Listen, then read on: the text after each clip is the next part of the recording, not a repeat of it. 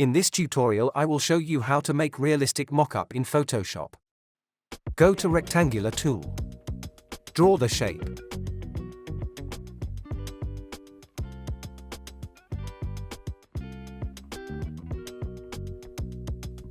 Right-click, choose the Convert to Smart Object. Down the opacity. Press Ctrl-T, right-click, choose the Distort. Follow the process.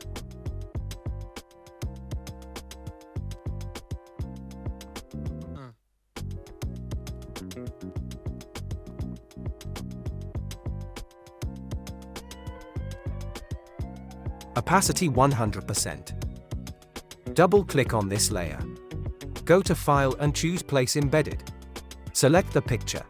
Click on Place. Adjust the image.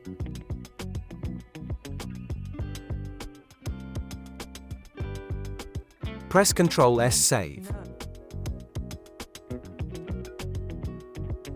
That's it. Hope you liked it. Please subscribe my YouTube channel for more tutorials.